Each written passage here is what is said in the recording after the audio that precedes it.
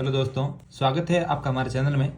आज हम बात करेंगे जनरल फार्मा का एक most important topic bio availability. इस पे एक बड़ा क्वेश्चन आ जाता है शॉर्ट नोट के रूप में कि what is bio availability, what is the factor affecting bio availability. और इसमें एक मेन टॉपिक आता है फर्स्ट पास मेटाबॉलिज्म। यहाँ आपको क्वेश्चन बायो अवेलेबिलिटी पे मिल जाएगा या फिर आपको क्वेश्चन फर्स्ट पास मेटाबॉलिज्म पे मिल जाएगा। तो देखो बायो अवेलेबिलिटी क्या होती है। तो बायो अवेलेबिलिटी वो होती है कि हमने कोई ड्रग ली तो उसका कितना फ्रैक्शन जो सिस्टमिक सर्कुलेशन में जा रहा है, कि उसका कितना पार्ट है जो ब्लड में जा रहा है, जो हमने डोज दी उसमें से। अगर हम आईवी देते हैं तो 100% जितना दिया उतना पूरा सीधा ब्लड में जा रहा है। आईवी यानी हम सीधा ब्लड में ही दे रहे हैं। अगर हम ओरल दे रहे हैं तो वो डिसाइड होता है कि बायो अवेलेबिलिटी कितनी है उस ड्रग की, उस ड्रग के अकॉर्डिंग।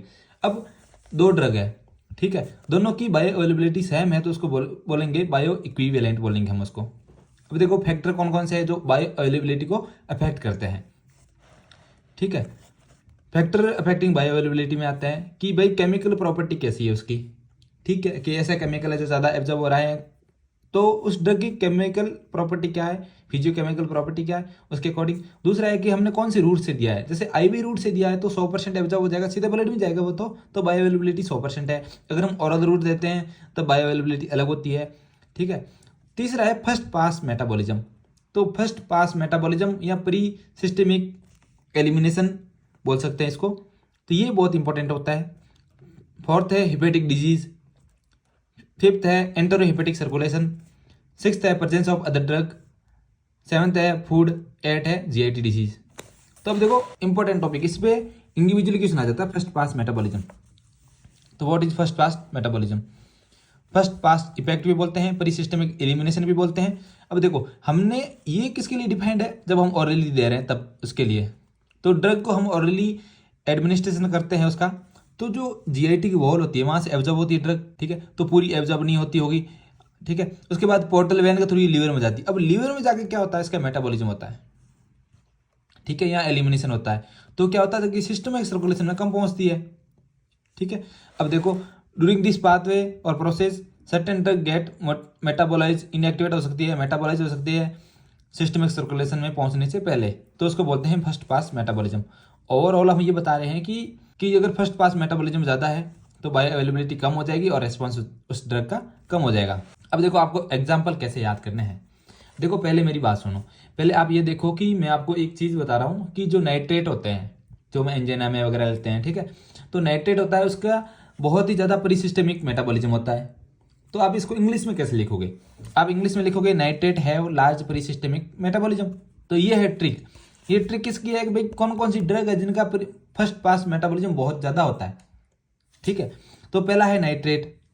एच हैव में एच का मतलब हाइड्रोकोर्टिसोन, एल का मतलब लिडोकैन या लिग्नोकैन भी बोलते हैं इसको, पी का मतलब प्रोप्रेनोलोल जो बीपी में यूज होती है, बीटा ब्लॉकर, ठीक है। सिस्टमिक में इसके सिस्टमिक का मतलब है साल्ब्यूटामोल, मेटाबॉलिज्म यानी मॉर्फिन।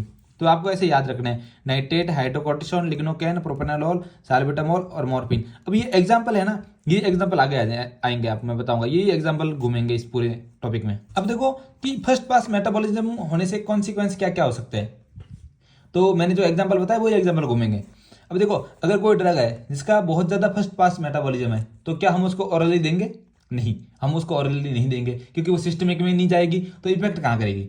तो हमें क्या करेंगे, उसको पार एंट्रली देंगे। अब पार एंट्रली का मतलब क्या है, आईवी ही नहीं है। पार एंट्रली का मतलब ये है कि एंटर रूट के अलावा, यानी कि जीआईटी वाले रूट के अलावा कहीं से देते हैं तो वो पार एंट्रली हो गया, ठीक है।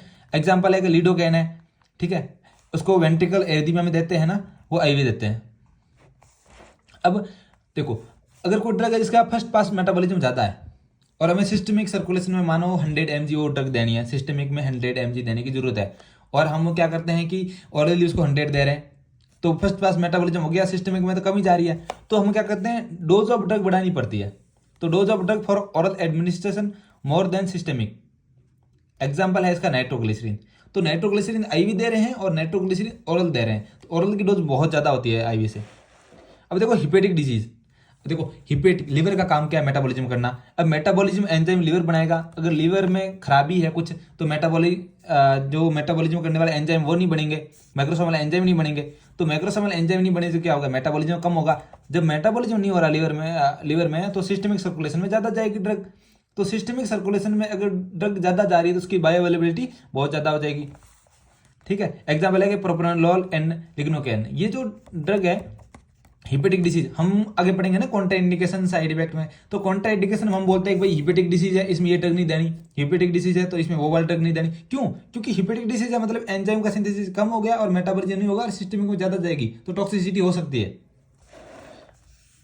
अब थर्ड है एंटर हिपेटिक सर्कुलेशन। तो देखो क्या एंटर हिपेटिक सर्कुलेशन क्या होता है, मैं आपको बताऊं। आपने क्या हुआ कि कोई ड्रग ली, वो आई जीआईटी में, जीआईटी में आने के बाद पहले हुआ एब्जॉर्प्शन इसका, फिर गया पोर्टल वेन में, पोर्टल वेन से गया लीवर में, अब लीवर में बाइल डक्ट के थ्रू वापस जीआईटी में आ जाती है। ठीक है, अब जीआईटी से एब्जॉर्प्शन नहीं, अब होगा री एब्जॉर्प्शन। ठीक है, वो एब्जॉर्ब होती रहती है, सर्कल चलता रहता है। तो इसको बोलते हैं enter hepatic circulation, repetitive recycling and re absorption. ठीक है, तो इसके कारण क्या होगा कि बायो अवेलेबिलिटी बढ़ गई। इसका एग्जाम्पल है मॉर्फिन, डॉक्सीसाइक्लिन।